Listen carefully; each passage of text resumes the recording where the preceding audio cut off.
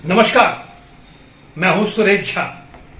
Supreme court यानी कि सर्वोच्च न्यायालय कहते हैं कि अगर सुप्रीम कोर्ट ने कोई आदेश सुना दिया तो उस आदेश को काटना बहुत ही मुश्किल होता है, और मुश्किल ही नहीं सिर्फ नामुमकिन होता है, क्योंकि सुप्रीम कोर्ट देश की सबसे बड़ी अदालत होती है, जहां पर मुख्य न्यायाधीश बैठते हैं, उनकी बेंच बैठती है। अगर उनकी बेंच ने कोई आदेश कह दिया तो उस आदेश को विषम परिस्थितियों में सिर्फ और सिर्फ पार्लियामेंट ही रोक लगा सकती है।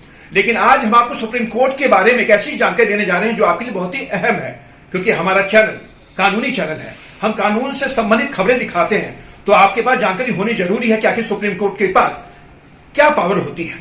तो आइए हम आपको बताते हैं, सुप्रीम कोर्ट के पास आर्टिकल 142 के तहत असीमित पावर होती है, जिसका वो किसी भी समय इस्तेमाल कर सकते हैं, यानी ब्रह्मास्त्र होता है।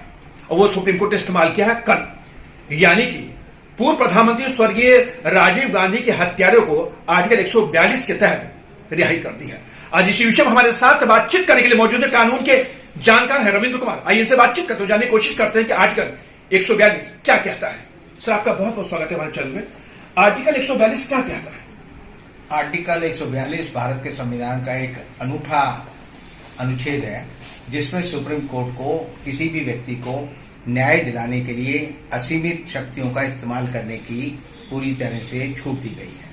आर्टिकल 142 में ये प्रावधान किया गया है कि सुप्रीम कोर्ट किसी भी व्यक्ति को किसी भी संबंधित सामग्री या बयान देने के लिए कभी भी सुप्रीम कोर्ट में बुला सकता है। सुप्रीम कोर्ट में उसके खिलाफ अवमानना की याचिका दायर की जा सकती है और उस पर वो फैसला दे सकता है। और सुप्रीम कोर्ट को अगर लगता है कि देश में जो वर्तमान कानून है उनके तहत अगर किसी व्यक्ति को कानूनन जो है किसी तरह का न्याय नहीं मिल पा रहा, तो उस प्रक्रिया की सारी बाधाओं को सुप्रीम कोर्ट अपने आर्टिकल 142 का इस्तेमाल करके पूरी तरह से दूर कर सकता है। सर, कल सुप्रीम कोर्ट ने आर्टिकल 142 का इस्तेमाल किया है। वो इस्तेमाल किया है पूर्व प्रधानमंत्री स्वर्गीय राजीव गांधी के हत्यारे को रिहा कर दिया है। तो क्या ये पावर जो है, इस पावर का इस्तेमाल सुप्रीम कोर्ट ने क्या इससे पहले भी इस्तेमाल किया है? देखिए, कल जो है परिरेवलम, जो कि राजीव गांधी हत्याकांड में अभियुक्त था, उसको पहले मृत्युदंड मिला था। फिर चूंकि न्यायिक प्रक्रिया में बड़ा टाइम लगा तो उसके दंड को जो आजीवन कारावास में बदल दिया गया, और उसके बाद जो है एक मर्सी पिटीशन के तहत जो है सुप्रीम कोर्ट ने उसको बरी करने का आदेश दिया कल।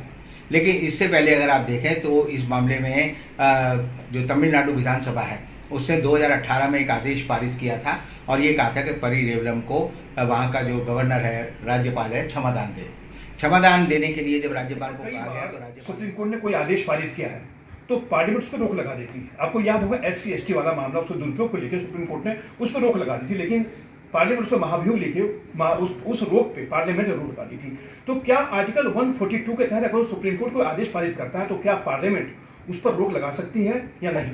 पार्लियामेंट रोक नहीं लगा सकती। पार्लियामेंट उस कानून को, जो सुप्रीम कोर्ट का आदेश है, उसे निरस्त करने के लिए कोई भी नया कानून बना सकती है।